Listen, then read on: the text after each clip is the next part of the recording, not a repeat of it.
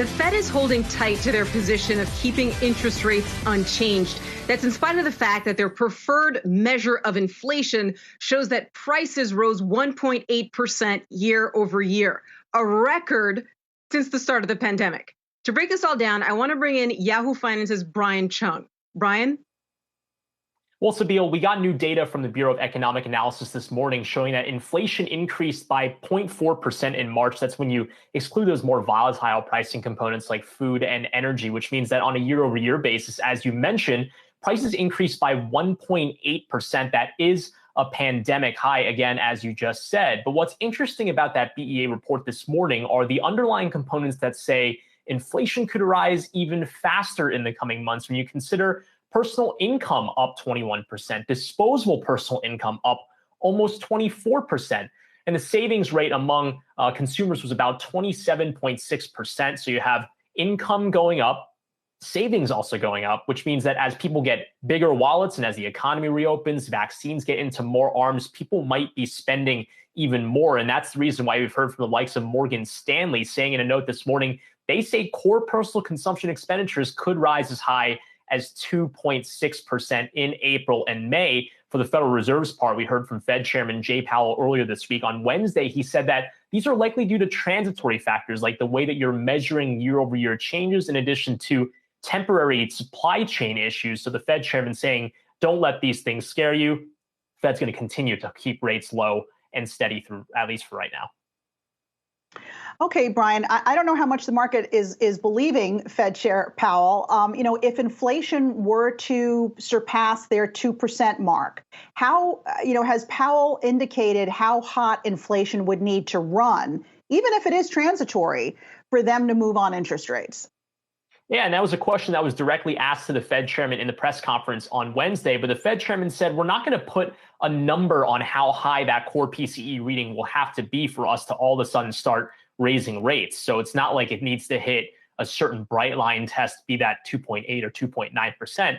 The Fed just says it's going to measure the broad-based measures of inflation expectations, in addition to obviously the current lagging inflation readings like not just PCE, but also CPI to see whether or not those types of prices are going up. But again, the Fed chairman saying that for right now, the priority is not necessarily inflation. Over the last 10 years, we haven't seen those pressures really rise all that much. The key is really getting that over 8 million figure of people who have lost their jobs compared to pre-pandemic levels back into the labor market. And Brian, we saw personal income soar to record high levels. What's your feelings on consumer sentiment right now?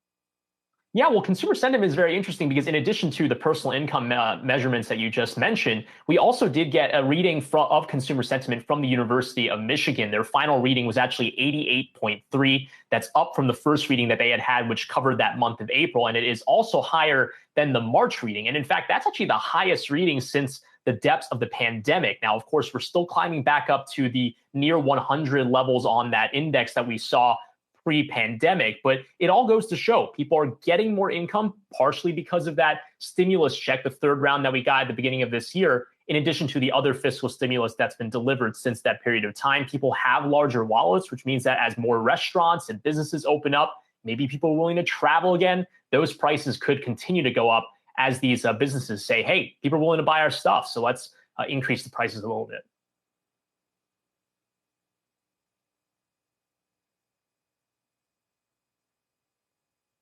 So, Brian, do you think, though, that, we haven't seen inflation now for about a decade in a meaningful way. We're seeing people's incomes rise. We're seeing them save more.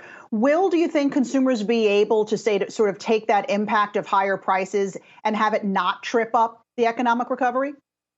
Well, that's the big question that the Federal Reserve is trying to figure out right now. Let's say, for example, people and the demand for things goes up to a point where you do start to see runaway inflation, not necessarily 1970s level, but what would happen if core personal consumption goes up to 3.5% because of the surge of people going out and spending? Well, if that is the case, the Federal Reserve needs to say, okay, is that a temporary cause or effect that's a result of maybe all the stimulus checks that have been going in people's pockets? Or is this, again, part of the one-time changes that we're seeing right now as lumber prices are temporarily going up. Everyone kind of says that should be relieved in terms of pressure again sometime soon. Or even just things like the Suez Canal. You remember the boat that was stuck there not so long ago?